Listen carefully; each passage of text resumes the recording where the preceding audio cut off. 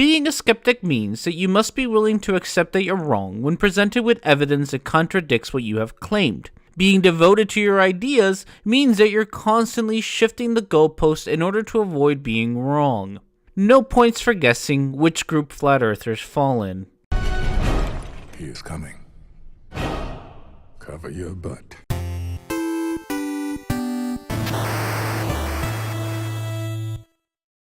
Help fight the Flat Earth bots by giving this video a thumbs up and subscribe for weekly content. If you don't know the Anthony Riley story, it starts in August when he confidently said that he would drop his Flat Earth nonsense if he saw the 2017 eclipse from the UK.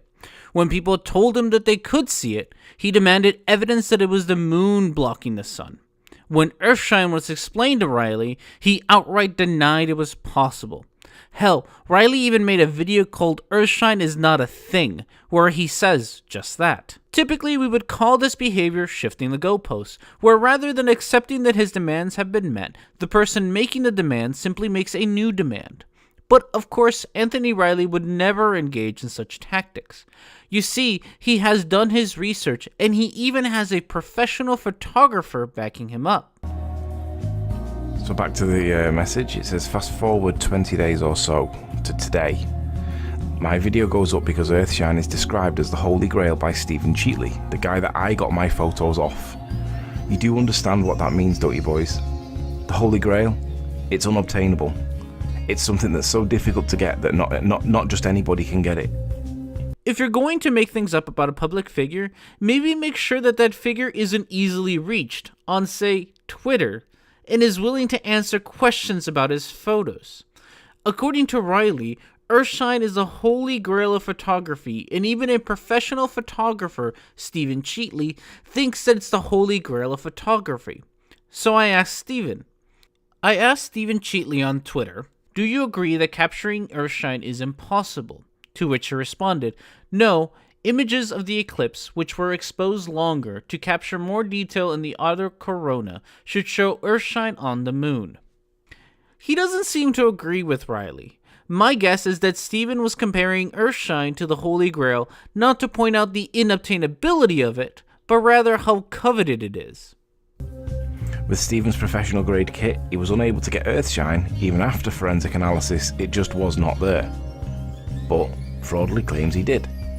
Now, I don't know either person here well, but I do know that Fraudly also claims to have bendy water, again another claim that nobody else on Earth has been able to obtain.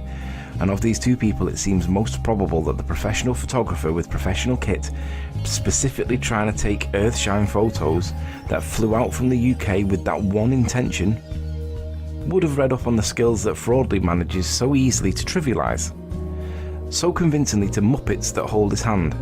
Who do I trust to be credible? A pro photographer or Fraudly? Can we stop here a second and admire the beautiful irony of this sentence? Riley, a flat earther, is bothered by soundly trivializing the skills of a professional photographer and thinks that we should defer to a professional to tell us whether Earthshine is possible. A flat earther who thinks that he can science better than the professional, who consistently belittles the hard work of scientists, who thinks that experiments run by amateurs hold more sway than the experiments of experts, thinks that we should defer to an expert when it comes to photography. It's beautiful. I agree with Riley. Let's listen to the photography expert. But first, let's point out a little fib that Riley told. In his attempt to make Soundly seem incapable of capturing Earthshine, Riley says that Stephen Cheatley went to the US with the sole intention of capturing Earthshine, yet he couldn't. When I asked Stephen Cheatley on whether he was attempting to capture Earthshine during the eclipse, he's had this to say, "Not me, but some hardened eclipse chasers will have done," and shared with me a Forbes article full of images of other photographers capturing Earthshine. So a professional photographer, the same photographer that Riley cites in order to try to show that Soundly is a fraud, agrees with Soundly.